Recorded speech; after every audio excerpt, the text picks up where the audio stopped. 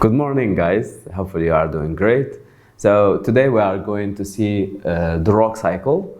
Every one of you have seen rocks in their life, in your ground. When you go and look from your window, you can see rocks. Rocks are everywhere. So have you ever wondered where they come from or how they just landed there on your feet? Let's see. Rocks are formed from grains and crystals. Grains can go from few millimeters to few micrometers, or crystals are different, so they are well formed, well shaped. So you can see the blue one as fluorite, for example, or the ruby, the red one. So they have known patterns. So those are crystals. Rocks are formed from those two, from grains and crystals. You can see in your grounds, in your floors, for example, you can identify those small grains. They are there in your feet. Let's see them. So, geologists are classifying them into three types. We have three main types of rocks. We have the igneous rocks, the metamorphic rocks, and the sedimentary rocks. What are they? Igneous rocks are formed from fire, from the molten material of the magma, from lava, volcanoes. So when you see igneous rocks, you understand the fire. Okay? Metamorphic rocks are formed by heat and pressure, like diamonds. They are formed from coal. You see the coal, the black one, when it's subjected to pressure and heat, they transfer the diamond. This is normal things that happen in our life. Even you as a person, when you have pressure, you become more and more mature and diamond. So sedimentary rocks. Sedimentary rocks are formed initially by other fragments of existing rock, of pre-existing rock. All the existing rocks are subjected to erosion. So they eroded by weathering, by water, by winds, by ice, for example, and they are all down to the river or the sea, so they form there the sedimentary rocks. Let's see igneous rocks. Igneous rocks in detail, they are subdivided in extrusive and intrusive rocks. We have the extrusive rocks. They are formed from volcano. When you have the eruption of the volcano, they form directly the extrusive rocks. We name it lava. Okay, so this is a molten material. When they come out of earth, we name it lava. When they are inside of earth, we name it magma. So this magma, it might solidify inside of the earth. It will give us small rocks with well crystallized minerals. Those minerals, we name them plutonic rocks. Okay? We name them plutonic rocks.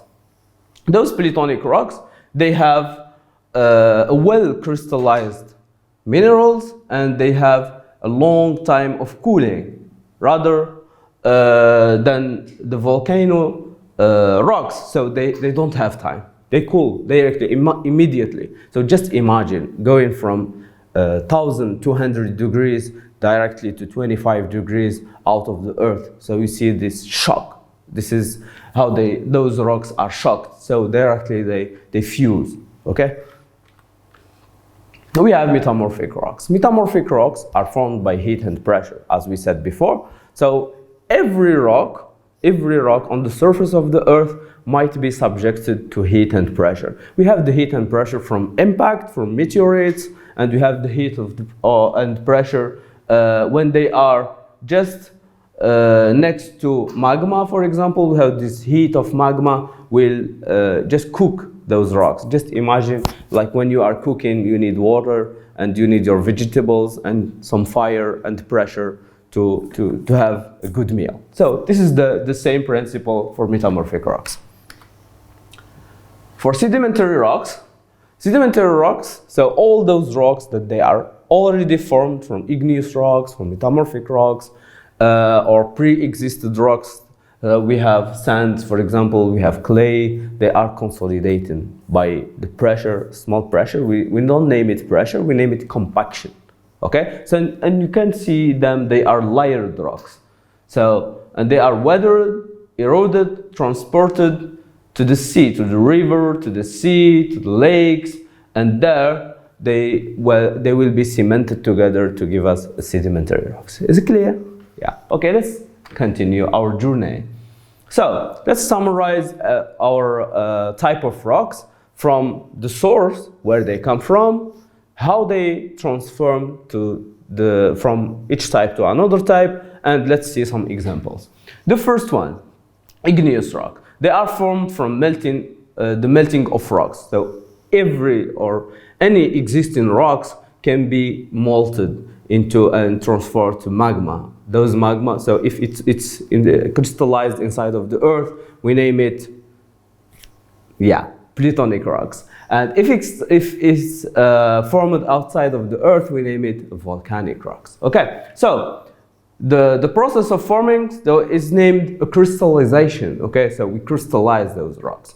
You can see example of those quartzly crystallized granite. So you can identify minerals there. You can identify those black, white minerals clearly. Okay, so those when they are formed inside of the earth, we can identify those minerals. For sedimentary rocks, they are formed by weathering. Okay, so they weathering and erosion. When we have winds, we have water, we have ice. All of them, those debris, pieces of rocks go inside of the sea, as you see in the picture here. So you can see it. And then when they go there, they be transported, they will deposit it. We have the burial. So look at this thin layer here. They will be buried here and lithified later to form what we call a cross-bedded sandstone, for example, or limestones when they subject to diagenesis. Okay, so metamorphic rocks, they are formed under heat and pressure. As we said, we gave the example of diamond. So you have the recrystallization or neo-recrystallization. What does it mean? Means metamorphic rocks, for example, let's say igneous or sedimentary rocks, they will be metamorphized. Okay, they're subject to heat and pressure, so they are metamorphized. When a metamorphic rock will be metamorphized again, we name it a bimetamorphism or recrystallization of those rocks. So we have this example of gneiss. Gneiss is the same granite, so we have the granite here. When it's metamorphized, we have gneiss under as metamorphic rocks. I guess it's clear for you. Now, different type of rocks. Let's see also summarize all those to make a clear cycle of rocks. So you have the three of them. We have the igneous rocks here. So they are formed inside of the earth or outside of the earth. Okay. So here they are formed from molten materials.